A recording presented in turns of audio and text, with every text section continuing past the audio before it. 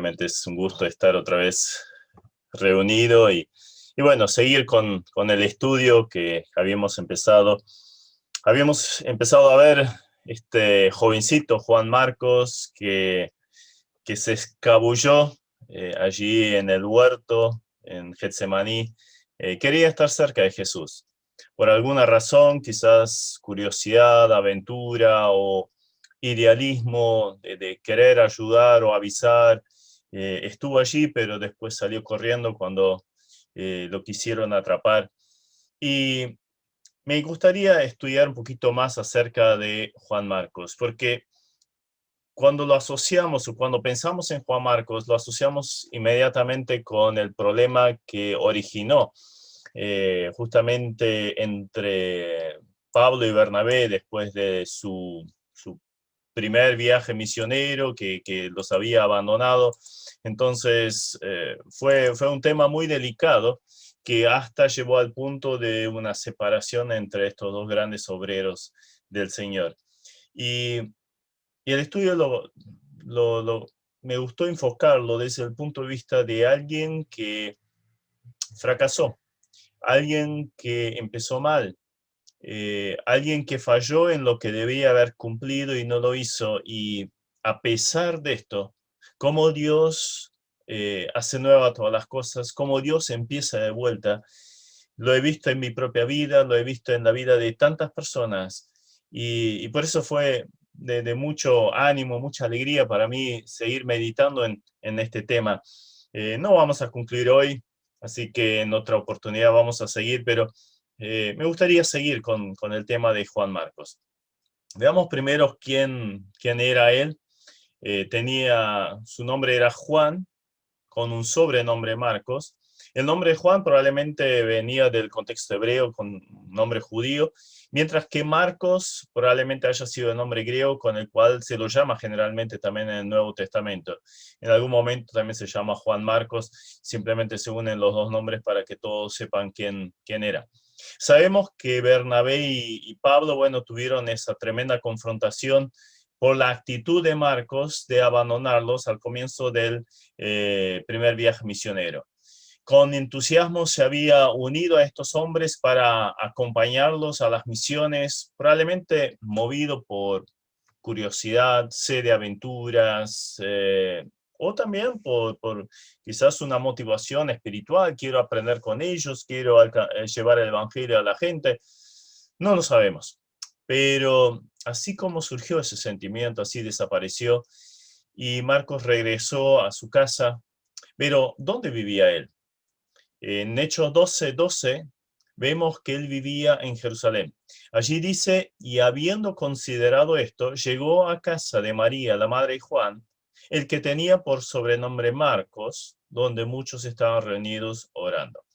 Si recordamos un poquito la historia que aparece allí en Hechos 12, del versículo 1 al 17, sabemos que Pedro había sido encarcelado por Herodes con la finalidad de ser ejecutado. Ya lo había hecho con Jacobo, había tenido todo un éxito, entonces buscó también a Pedro para matarlo. Y allí se le aparece el ángel a Pedro mientras él estaba durmiendo entre los soldados, los libera de las cadenas, de la cárcel, y ahí Pedro va. ¿Y a dónde va? ¿Dónde sabía que se reunían los hermanos?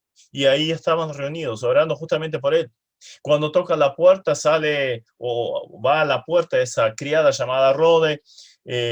Primero no lo quería creer y después sí, pero no le abrió la puerta, lo dejó afuera, fue a avisar, adentro tampoco le creyeron, hasta que Pedro insistió y bueno, le abrieron la puerta y así pudieron recibir a Pedro gozoso, viendo cómo Dios había obrado de una forma milagrosa.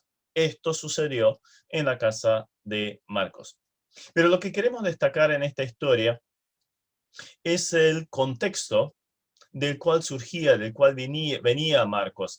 De esta historia se desprende que vivían en Jerusalén por un lado, aparte de esto solo se nombra a la madre como dueña de la casa, así que es evidente que el papá había fallecido. Además, al ser una casa donde se podía reunir una gran cantidad de hermanos para orar y que tuvieron al menos una sirvienta, en este caso Rode, es indudable que Juan Marcos venía de un trasfondo de bienestar, de comunidad, ¿cómo se llama? De una posición económica acomodada. Por lo que veremos luego, Juan Marcos pudo unirse a Pablo y a Bernabé sin problemas de mantenimiento, al ser hijo de una viuda rica. Tenía libertad de movimiento sin estar atado a un trabajo del cual necesitara para vivir. Así que creo que es fácil imaginarnos un poquito la vida de este joven. Al menos en lo económico, todo se le había hecho bastante fácil en la vida. No había muchas preocupaciones hasta este momento. A esto se le suma otra cosa muy ventajosa. Dado que ya bien al principio de la historia de la iglesia, su casa fuera un lugar donde se reunían los hermanos, evidente su madre fue una de las primeras creyentes en Cristo. Quizás se había convertido en Pentecostés o incluso ya había sido seguidora del Señor Jesucristo cuando éste todavía estaba en la tierra. Sea como sea, era una mujer que estaba involucrada en la obra del Señor. Era una mujer respetada entre los creyentes. Y eso se comprueba por la presencia constante de hermanos en su casa. Entonces su casa se había vuelto un lugar donde se estudiaba la Biblia, donde se oraba, donde había muchas reuniones. Entonces la influencia, llamémosle cristiana, a la cual estuvo expuesto este joven era muy grande. Pero como suele darse muchas veces, esto no necesariamente significa que sean salvos. El hecho de vivir de una fe prestada, como pasa con muchos hijos de creyentes, y sobre todo si los papás de ellos son influyentes, esto puede ocasionar que vivan vidas de hipocresía, aparentando ser algo que no lo son de verdad. En lo personal conozco muy bien esta vida. Cuando yo nací, mis padres ya eran misioneros, servían al Señor. Junto a mis hermanos me crié en el campo misionero, donde mis padres ayudaron a establecer bases misioneras en diferentes países, plantar una iglesia, ayudar a fundar institutos. La Biblia se leía al menos 3 veces al día con nosotros, la oración, las reuniones, era parte cotidiana de mi vida. Exteriormente, yo vivía como se esperaba de un hijo de misionero, de pastor, pero interiormente estaba a años luz de distancia, llegando a dudar, a negar la existencia de Dios y otras cosas más. Entonces lo que quiero destacar es que realmente es un privilegio haberse criado en un hogar cristiano. Es un privilegio enorme que no le podemos dar el valor suficiente. Pero también incluye un peligro. El peligro de solo acompañar, de aparentar y no ser de verdad. El ser cristiano no se hereda de los padres como objetos, bienes materiales, lo genético, quizás algo de carácter. La salvación en Jesucristo tiene que ser apropiada en forma personal por cada uno. También los hijos de hogares cristianos tienen que experimentar el renacimiento. Así también Juan Marcos tuvo que experimentar esto. No sabemos cuándo Juan Marcos se convirtió, pero sea cuando haya sido, al haber sido criado en un hogar cristiano, tampoco es garantía de fidelidad al Señor como justamente vemos en su vida. No sé en qué situación te encuentras.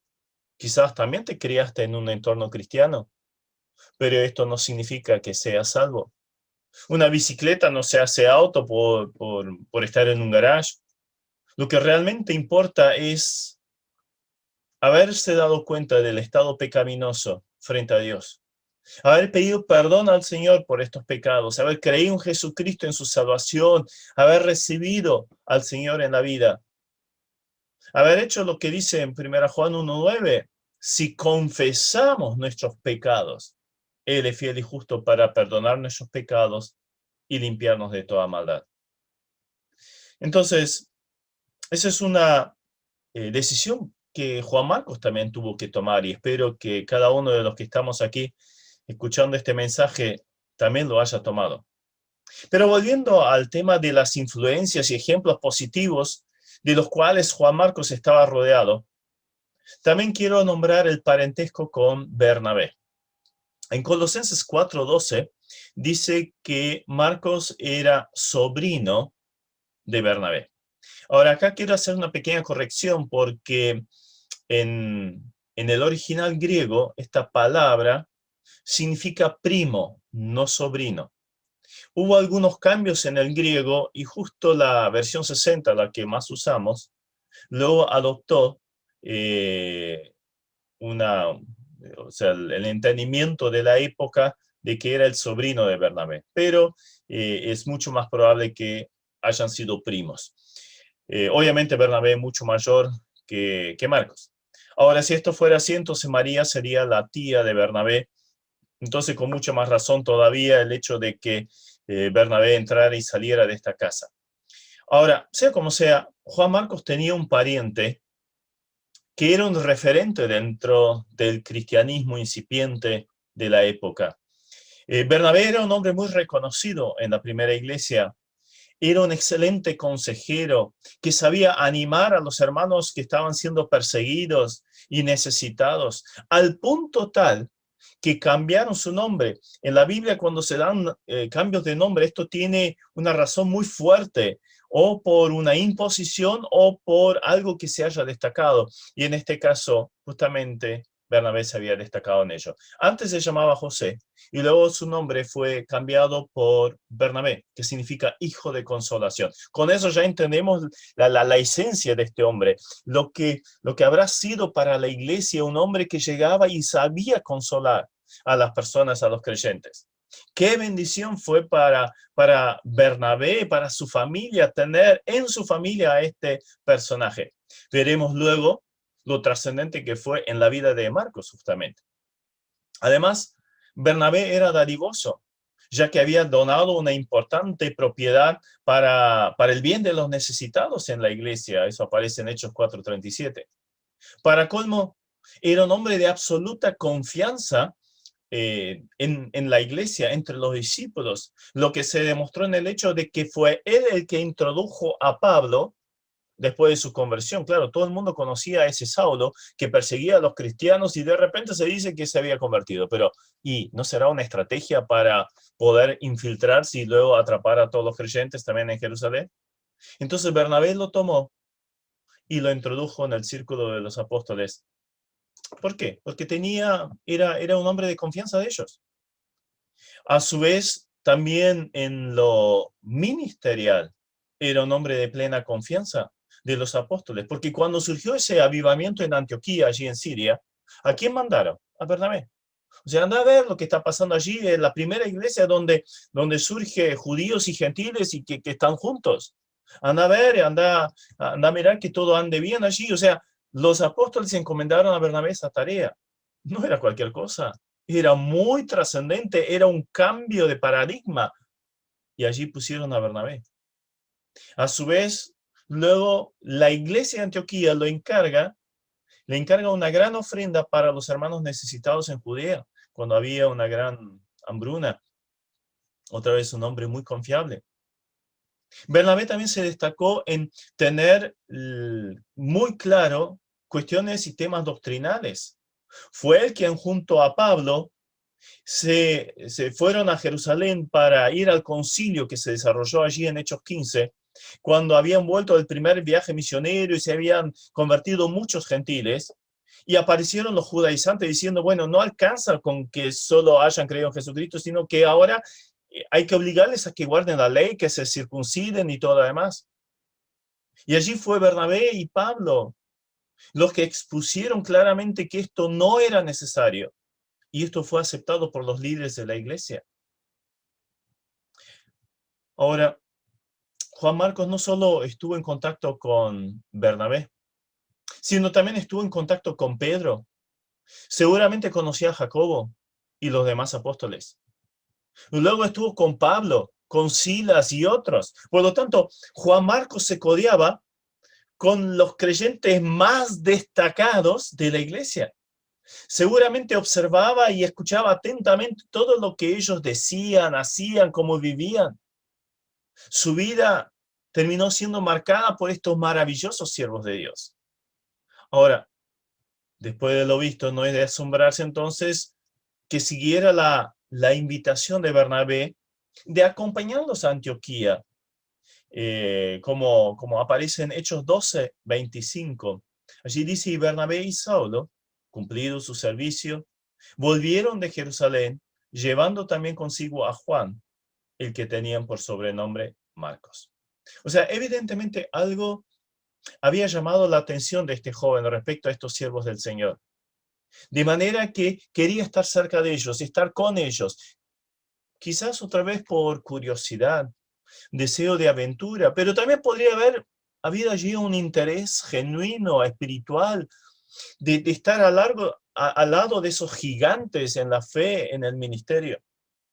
Y entonces fue con ellos allí a Antioquía.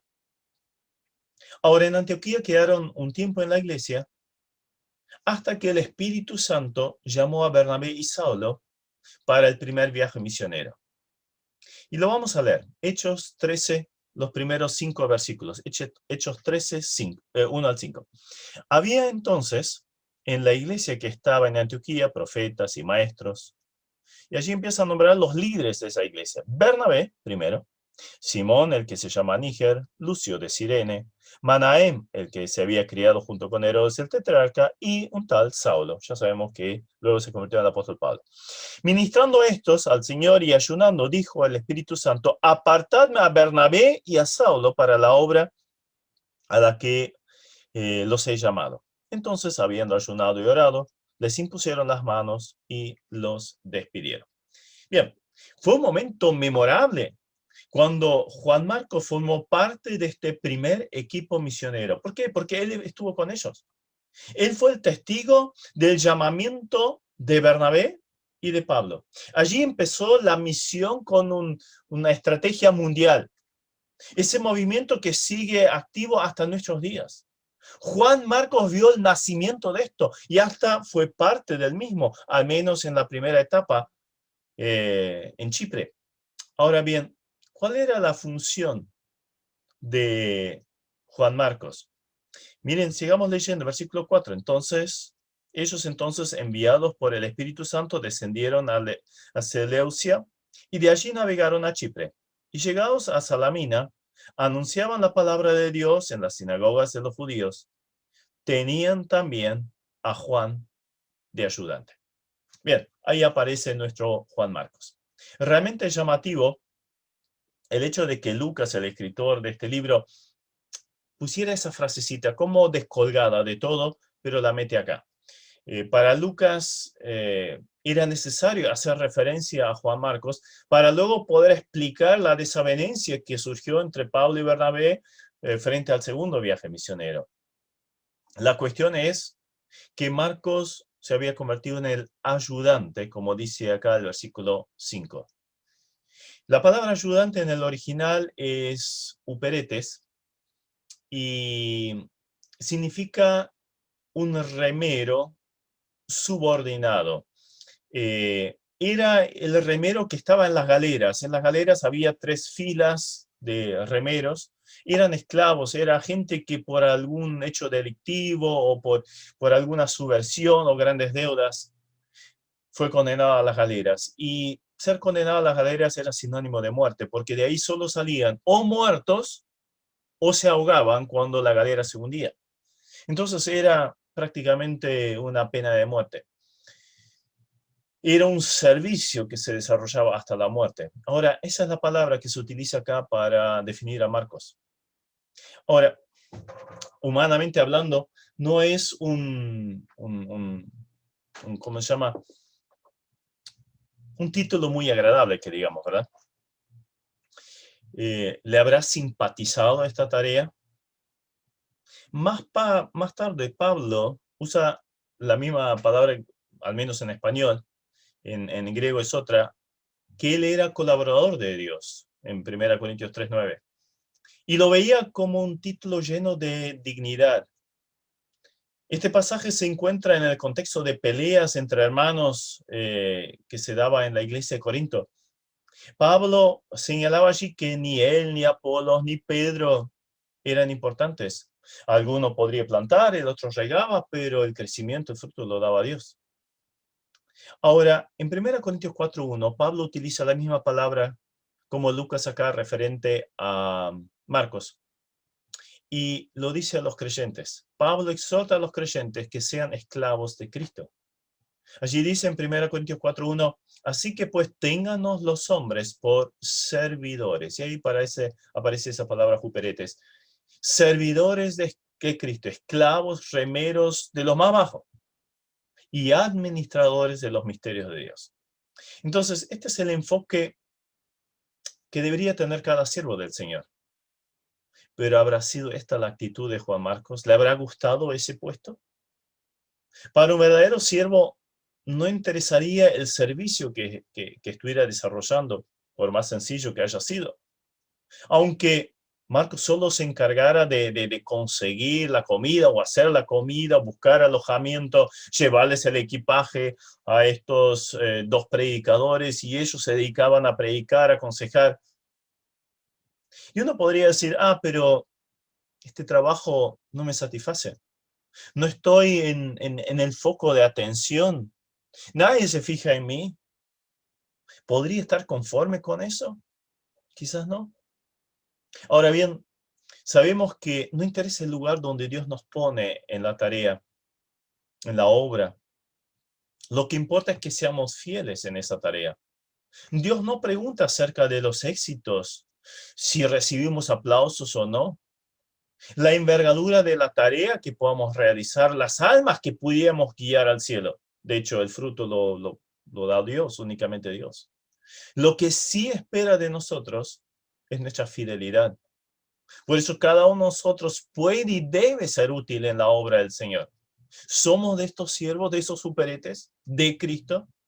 ¿Y qué espera el Señor? En el versículo que sigue, justamente allí en 1 Corintios 4:2, dice, ahora bien, se requiere de los administradores que cada uno se haya hallado fiel. Esto es lo que espera el Señor de cada uno de nosotros. Estamos comenzando un año, no sabemos cómo va a seguir todo esto, pero el Señor nos quiere encontrar como siervos fieles. No interesa la tarea, no interesa si es vista o no, que seamos de estos colaboradores y que seamos hallados fieles. Ahora, justamente después de esto viene el fracaso de Juan Marcos. Vamos a ver en primer lugar allí la deserción. Hechos 13:13. Triste pasaje para la vida de Juan Marcos. Allí dice, habiendo zarpado de Pafos, Pablo y sus compañeros arribaron a Perge de Panfilia, pero Juan, apartándose de ellos, volvió a Jerusalén. Una frase chiquitita, pero con una trascendencia enorme. No se dan detalles del por qué Juan Marcos desertó del viaje. Hasta pareciera que no fue con muchos argumentos, quizás incluso a escondidas, se metió en el primer barco que encontrara que lo llevara de vuelta, de repente ya no estaba. Se volvió a su casa en Jerusalén. Se había dejado entusiasmar rápidamente pensando en un viaje por lugares desconocidos, otras culturas, otra historia, novedades.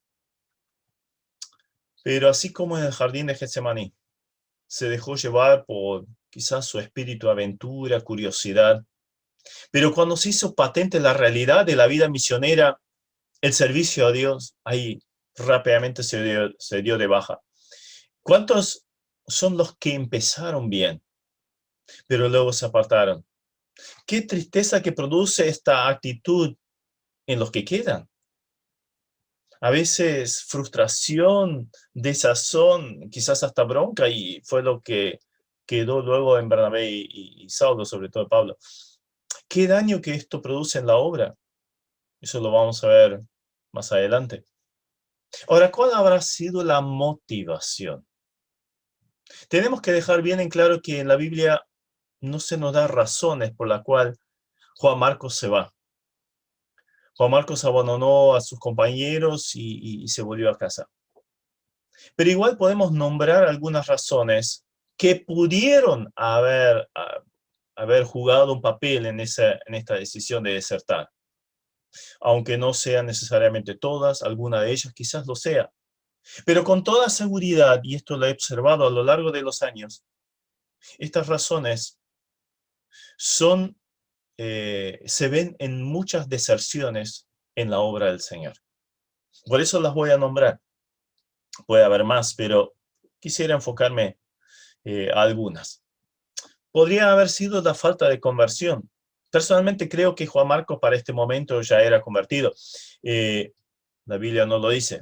Ya vimos lo peligroso que puede ser haberse criado y rodeado de vida cristiana, pero no haberla asimilado realmente. Allí uno fácilmente se adapta, se asimila, pero no vive realmente una fe genuina. Y ahí cuando surgen los problemas, la oposición o hasta la persecución, entonces rápidamente se alejan. Es lo que Jesús dijo de la semilla que había caído entre las rocas. Entonces, como no tiene raíz, entonces surge el brote, pero son de corta duración. Cuando viene la tribulación, la persecución por causa de la palabra, dice allí, luego tropiezan, se escandalizan del Señor, de la obra, se van. Juan Marcos pudo haber sido cristiano por su origen e influencia a la cual estuvo expuesto, pero quizás no había tomado una decisión real por Jesús. Cuando se busca a seguir a Jesús en la carne, obviamente esto no tendrá mucha duración. No sabemos si fue esa la razón. Pero una razón que creo ver implícito en este pasaje que hizo retroceder a Marcos podría haber sido el miedo. Chipre, la primera parada en el viaje misionero de Pablo y Bernabé, esa isla que está frente a Siria y frente a Turquía, era el lugar de origen de Bernabé, por lo cual seguramente al menos al principio tuvieron una muy buena acogida, muy buena recepción, la pasaron bien con familiares de Bernabé y con eso también de Juan Marcos, ¿no? Así que estuvo en familia, la pasó lindo. Pero apenas siguieron el viaje por esta isla, se toparon con un tal Elimas, un brujo, que le hacía frente a los predicadores, Pablo y Bernabé, cuando ellos le estaban predicando al procónsul. Este relato lo encontramos en Hechos 13, los versículos 6 al 12. Vamos a leer allí. Hechos 13, 6 en adelante.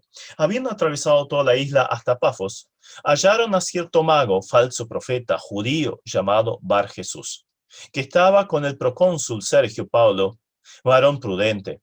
Este, llamando a Bernabé y a Saulo, deseaba oír la palabra de Dios, pero le resistía Elimas, el mago, pues, así se traduce su nombre, procurando apartar de la fe al procónsul. Entonces Saulo, que también es Pablo, lleno del Espíritu Santo, fijando en él los ojos, dijo: oh, lleno de todo engaño y de toda maldad, hijo del diablo, enemigo de toda justicia, ¿no cesarás de trastornar los caminos rectos del Señor? Ahora pues, he aquí la mano del Señor está contra ti, y serás ciego, y no verás el sol por algún tiempo. Inmediatamente cayeron sobre él oscuridad y tinieblas, y andando alrededor buscaba quién le condujese de la mano. Entonces el procónsul, viendo lo que había sucedido, creyó, maravillado de la doctrina del Señor. Bien, vemos allí una oposición diabólica. Y claro, esto no es una cuestión menor, la que obviamente también podría espantar a cualquiera de nosotros. Marcos fue testigo de un ataque satánico brutal, pero también fue testigo de cómo el poder de Dios fue superior y cortó esa oposición, al punto tal que el mago quedó ciego y el procónsul recibiera la salvación en Cristo. Había oposición diabólica contra la predicación de estos hombres de Dios.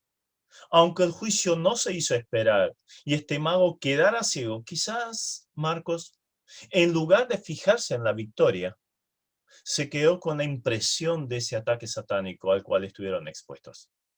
Además, luego cruzaron el mar, llegando allí a Turquía, y frente a ellos se levantaba la cadena montañosa del Tauro, y ya se veía que el camino no iba a ser fácil. Marcos seguramente anticipaba que la predicación del Evangelio no era una cuestión que iba a tener aceptación así nomás. De hecho, sabemos por lo que sigue en Hechos 13 y 14, la persecución a la cual estuvieron expuestos luego Pablo y Bernabé, al punto tal que a Pablo lo apedrearon pensando y lo dejaron como muerto. Esto no era la vida de aventura y éxitos que él esperaba. Quizás su corazón se llenó de miedo. Era más seguro volver a casa, a su ciudad. ¿Cuántas veces los creyentes se desanimaron y abandonaron la obra por miedo a lo que pudiera suceder o la oposición que sufrieran? Esto le puede pasar a cualquiera.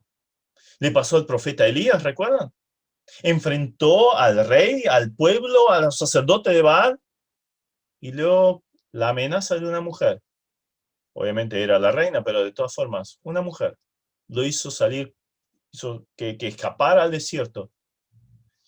Y ahí vemos lo irracional que se vuelve miedo. Huía por miedo a que la reina lo matara. ¿Y qué hace luego en el desierto? Se tira bajo un arbusto queriendo morir. O sea, nos damos cuenta que era completamente irracional, ¿no? Es lo que escribe Juan, que cuando uno tiene presente el amor de Dios, el miedo es sacado. El perfecto amor echa fuera el temor. El temor lleva en sí mismo el castigo. El que teme no ha sido perfeccionado en el amor. O sea, cuando tenemos presente que hay un Dios amoroso que cuida cada detalle de nuestra vida, y aun cuando tuviéramos que enfrentar persecución, dificultades, pruebas, lo que fuera, circunstancias que nos hacen temblar, nunca nos olvidemos del amor de Dios. Tengámoslo bien presente. Y entonces esto echa fuera el temor.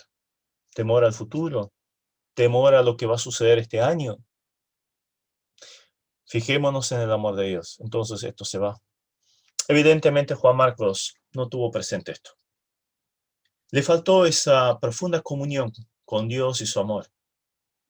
Pero hay otro punto que me parece muy importante, y es que Marcos no tuvo un llamado de Dios.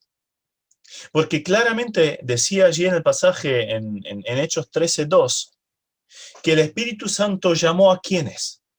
A Bernabé y a Saulo para la obra. Es muy clara la expresión. En esa iglesia, en ese mismo momento, se encontraba Marcos también. Pero no se dice nada de Marcos. No hubo un llamado para Marcos. Soy absolutamente consciente que existen hermanos que afirman la no necesidad de un llamado especial para salir a predicar el Evangelio. En parte estoy de acuerdo, porque las enseñanzas bíblicas son claras, o sea, todo el mundo tiene un llamado para salir a predicar.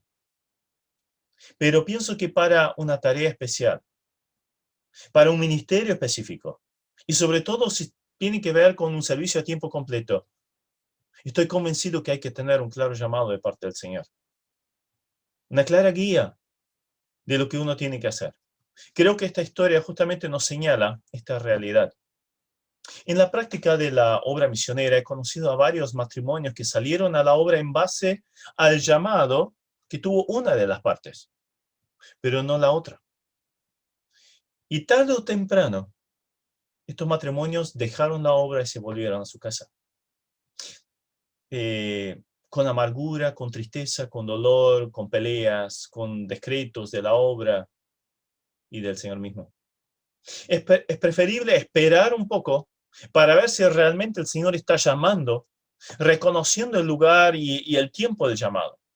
Es que tarde o temprano van a venir las pruebas que van a zarandear la vida, y entonces, si no se tiene un claro llamado, se deja atrás la obra que se estaba llevando a cabo. Recuerdo muy bien una preciosa hermana en Cristo que tuvo el llamado del Señor para servirle en un país sudamericano.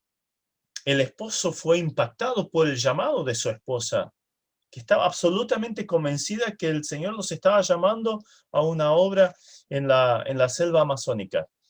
Y bueno, el esposo siguió ese llamado de la esposa, pero no del Señor. No esperaron a que Dios se lo revelara también a él, y después de un año se volvieron. Este hermano consiguió un excelente trabajo, siguen siendo creyentes, por supuesto, pero una vez que me la crucé y hablando un poco acerca de la obra, ella me dijo llorando que, que lo sentía profundamente, no poder corresponder al llamado que evidentemente tenía. Entonces, al conocer esos principios de antemano, cuando el Señor me llamó en lo personal a venir acá a la Argentina, primero busqué tener plena convicción de que realmente era la voluntad del Señor, con un montón de guías, y después esperé a que Karina también tuviera ese llamado.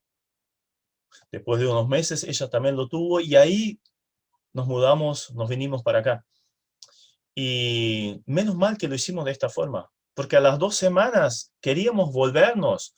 Había tantas tantas dificultades, no teníamos familia, no teníamos iglesia, la situación económica nos estaba acogotando, todo era complicado, el ministerio difícil. Si no hubiéramos tenido ambos el llamado de parte del Señor, hubiéramos abandonado. Ahora el Señor lo confirmó en infinidad de formas, nuestro llamado, pero lo teníamos. Entonces, antes de involucrarte en cualquier área de la obra, busca la guía del Señor para ver si realmente te quiere en ese lugar. Pero no uses esto como excusa, bueno, estoy orando para ver si el Señor me quiere usar en algún lugar. Muchos usan esto como excusa y no sirve en ningún lugar. Eso es pecado, porque hay claras indicaciones en la Biblia que cada creyente debe estar sirviendo en algún lugar. Cada creyente tiene un don, entonces tiene que estar aplicándolo en algún lugar en el cuerpo de Cristo. Cada uno tiene que servir. Bien, quizás haya sido esto, y personalmente estoy convencido de ello. Juan Marcos no tenía el llamado para salir a la obra en ese momento y a ese lugar. Más tarde lo tuvo, vamos a encontrarlo en otros lugares. Pero quizás también había preconceptos erróneos. Como vimos, Juan Marcos era originario de Jerusalén. Esta iglesia se destacó por ser muy cerrada, muy judía, ¿sí? Muy judía, muy atada a la ley de Moisés todavía. Muchos de ellos veían como necesario que los gentiles que se convirtieran, que adoptaran la ley de Moisés, que guardaran los mandamientos de la ley. Pero Dios se estaba formando un nuevo pueblo de judíos y gentiles, donde ya no era necesario guardar la ley. Desde Pentecostés, pero especialmente desde el primer viaje del apóstol Pablo, se introdujo una nueva dispensación y conceptos completamente nuevos. A los creyentes en Jerusalén les costaba captar esa idea. Lo vemos, por ejemplo, en Pedro. Recuerdan que el Señor Jesucristo, cuando ascendió al cielo, había dicho, ustedes prediquen el evangelio en Jerusalén, Judea, Samaria y hasta el último de la tierra. O sea, los gentiles ya estaban incluidos en esto. Vino Pentecostés y todos los judíos que estaban reunidos allí hablaron en diferentes idiomas. O sea, era un inicio que el evangelio iba a alcanzar a los gentiles. Pero los de Jerusalén eran reacios a comprender esa verdad. Pedro, antes de que el Señor lo llamara para ir a la casa del romano Cornelio, tuvo que recibir una doble visión de parte del Señor con ese lienzo lleno de animales impuros que él tenía que matar y comer. Luego una clara indicación y orden del Señor, anda con esos siervos. Y cuando se presenta frente a Cornelio, ¿qué le dice? Ustedes saben qué abominación es para mí entrar a la casa de un gentil. O sea, vemos que su concepto judío estaba intacto todavía. Había hecho caso a la orden del Señor, pero le costaba horrores. Otra muestra de esto fue justamente cuando Pablo y Bernabé regresaron a Jerusalén después de que tantos gentiles se habían convertido en el primer viaje misionero. Allí se enfrentaron a la falta de comprensión de esa realidad de que la iglesia ahora estaba formada por gentiles y judíos sin la añadidura de la ley. Ahora, si todo el mundo en el cual se movía Juan Marcos, ese mundo judío, tenía ese pensamiento, esa concepción, entonces, ¿por qué no Marcos también? Era un típico judío. ¿Cómo se podía querer servir a Dios, entrar en un pacto con Él sin estar relacionado con el templo, guardar el sábado, los demás rituales? La tercera muestra de esa actitud más bien hostil a la inclusión plena de los gentiles sin necesidad de guardar los mandamientos, lo vemos en la actitud de Pedro otra vez, al punto tal que hasta influenció a Bernabé. O sea, fíjense a qué personajes nos estamos refiriendo acá. En Gálatas, la carta que escribe Pablo a los Gálatas, en el capítulo 2, versículo 11, Pablo hace referencia a un evento muy interesante. Allí dice que cuando Pedro vino a Antioquía, le resistí cara a cara porque era de condenar. Pues antes de que viniesen algunos de parte de Jacobo, que era otro de los apóstoles, ¿no? Bien judío, comía con los gentiles. Claro, había entrado a la casa de Cornelio, o sea, para él no era en realidad un problema comer con los gentiles, pero por las influencias, por lo que dirían los judíos, entonces se retraía, dice allí, se apartaba, porque tenía miedo de los judaizantes. Y en su simulación participaron también los otros judíos, de tal manera que aún Bernabé fue también arrastrado por la hipocresía de ellos. O sea, vemos que hasta dos grandes de la iglesia en Jerusalén, que hasta habían alcanzado a gentiles para Cristo, que habían estado en la iglesia de Antioquía, que era una iglesia que justamente unía a esos dos pueblos, se dejaron influenciar. ¿Habrán influenciado también a Marcos? Quizás sí, quizás sí. Ahora, Marcos acompañaba a un ex fariseo que predicaba la gracia sin necesidad de las obras de la ley. Y ahí sería muy comprensible si a Marcos le surgieran dudas respecto a la enseñanza de Pablo. Quizás también él estaba marcado por ese clásico prejuicio judío respecto a los gentiles, como se manifestó en su primo Bernabé. Ahora, si esta fue la razón de que Juan Marcos regresara, entonces estamos frente al caso clásico de la falta de comprensión del plan de salvación para toda la humanidad, sin distinción de ascendencia, nacionalidad, sexo o acciones previas. ¿Cuántas veces las preferencias o preconceptos limitan la extensión de la obra de Dios? Hoy en día esos preconceptos se podrían manifestar respecto a personas de otras nacionalidades, refugiados, personas de vida moral licenciosa, drogadictos, alcohólicos, etc. A veces somos nosotros los que eliminamos personas de la lista de Dios. No, estos, no. O sea, no lo decimos quizás así, pero actuamos así. Cuidado con ello. Quizás el Señor nos quiere usar justamente en esa área en la cual nosotros, por iniciativa propia, nunca nos hubiéramos acercado. Dejemos de lado esos preconceptos y sigamos la guía del Señor. Y una quinta razón que podría haber influenciado a Marcos a abandonar la obra: la comodidad, bienestar, materialismo. Habíamos leído allí en Hechos 13:13 que Juan se apartó de ellos. ¿Y a dónde fue? Volvió a Jerusalén. ¿Qué había allí? Allí estaba su casa, su vida cómoda, sin sacrificios. En lugar de ser él quien atendía a otra gente como un esclavo, allí tenía siervos que le servían a él. Claro, era una vida mucho más fácil, ¿no? Cómoda. Al ser de una posición ilustre en Jerusalén, recibiría mucho reconocimiento. Las familias de posición, de buena posición, estarían interesadas en casar sus hijas con Marcos. Un buen partido. En Jerusalén, para él, todo era más fácil, más cómodo, más halagador. Es muy probable que esto sedujera a Marcos a abandonar la obra en la cual estaba junto a Pablo y Bernabé. Me llama la atención, o sea, enseguida me vino a la mente el paralelismo hacia el joven rico. ¿Recuerdan la historia? Un joven que se acercó al Señor y empezó a hablar con él. Esta historia, justamente Marcos la escribe después. Y allí se acerca ese joven dispuesto a seguir al Señor y quería saber qué tenía que hacer para poder entrar al reino de los cielos, y empiezan a dialogar respecto a guardar la ley, y él lo había guardado todo. Entonces Jesucristo utiliza esa expresión, no que las obras puedan conseguir la salvación, sino que allí estaba el punto clave. Él sabía lo que había en la vida de este joven. Él decía guardar toda la ley, pero la segunda parte de los mandamientos era el amor al prójimo. Y ahora Jesús le dice: vende todo lo que tienes y dalo a los pobres y después seguime. Y ahí este hombre dijo: no, esto va demasiado lejos. En esta historia podemos observar cómo el amor a las riquezas, el bienestar, la comodidad, básicamente el materialismo, es uno de los grandes factores que frena, que impide, que desacredita del servicio al Señor.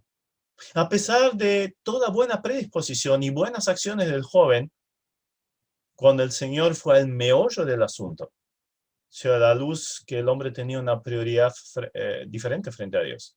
Eran sus posesiones. No estaba dispuesto a poner a Dios por encima de ellas. Como el Señor lo puso en la encrucijada de tener que elegir lo uno o lo otro, entonces él eligió quedarse con lo material. La seducción de las comodidades, el renombre, el poder, la belleza que están asociados con las riquezas, inclinaron la balanza de prioridades. El Señor quedó relegado. Al joven rico le siguió la triste mirada del Señor.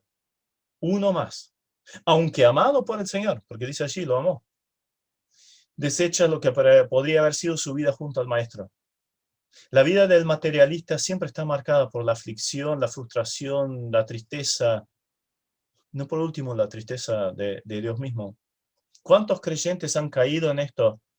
Atrapados por los lazos del materialismo. No avanzan en la vida espiritual. No crecen, no cumplen con el propósito de Dios para sus vidas. El ganar el dinero va por encima de todo lo demás. La búsqueda que por encima de la palabra de Dios, la oración, el congregarse, el servicio, el entretenimiento, las compras, la comodidad, se anteponen al servicio al Señor. Y el amor a lo material limita, frena, estorba el crecimiento espiritual. Y en ese contexto de esa historia del hombre rico, Pedro dice, bueno, Señor, nosotros hemos dejado todo para servirte, para seguirte. Entonces dice Jesús esa frase que se repite varias veces en los evangelios, que todo aquel que haya dejado padre, hermanos, casa, tierra, etcétera, etcétera, por causa de mí, la va a hallar aquí en la tierra, va a tener su recompensa aquí en la tierra, pero sobre todo también en el cielo, aunque esto esté asociado también con persecuciones. La recompensa está garantizada a aquel que está dispuesto a poner al Señor por encima de la comodidad, de lo material, usarlo para la gloria del Señor. Hoy en día, la relación de las posesiones o con las posesiones, la comodidad, el dinero, revela qué lugar ocupa el Señor en nuestra vida. El lugar que ocupan las comodidades, el uso de lo material, señala la devoción o la falta de la misma. Si vemos cuántos se mueren hoy en día de hambre, cuántos creyentes necesitados existen, pero sobre todo que la mitad del mundo no conoce a Jesucristo. Entonces, ¿cómo podemos estar solo mirándonos a nosotros, nuestra comodidad, nuestro bienestar y no ver las necesidades de otros? ¿Dónde podríamos invertir? Invertir en valores que quedan para la eternidad. Y para colmo tendrán la recompensa del Señor. ¿Habrá sido el materialismo, la comodidad, lo que motivó a Marcos el abandono de ese viaje misionero? Como vimos, no sabemos la razón exacta que lo movió a Marcos a abandonar. Quizás la conjunción de estos motivos. Lo que sí es obvio que no fue un capítulo glorioso en su vida. No fue algo de lo cual luego estaría orgulloso. Ahora, concluyendo, ¿puede haber en nosotros alguna de esas actitudes? ¿Podrá ser una de estas razones la que hace que nosotros no nos involucremos en la obra? Obviamente puede haber otras razones también, ¿no? Pero ¿podría alguna de estas convertirse en un impedimento para que Dios no nos pueda utilizar en la obra, quizás abriendo nuevas rutas, nuevas áreas o grupos de personas a alcanzar? Quitemos cualquier impedimento para ocupar el lugar que el Señor quiere que ocupemos en su obra. Gracias a Dios, en la vida de Juan Marcos hubo un cambio. Lo vamos a ver, Dios mediante, en otra oportunidad.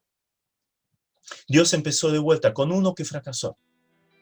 Pero si pudiera haber algo de esto en nuestra vida, quitémoslo y démosle el primer lugar a Cristo. Esto va a redundar en gran bendición, como luego lo vamos a ver en la vida de Marcos. Que esa sea la realidad de todos nosotros. Amén. Tu vida por mí, tomaste mi lugar al morir. Lavas mi culpa y dolor.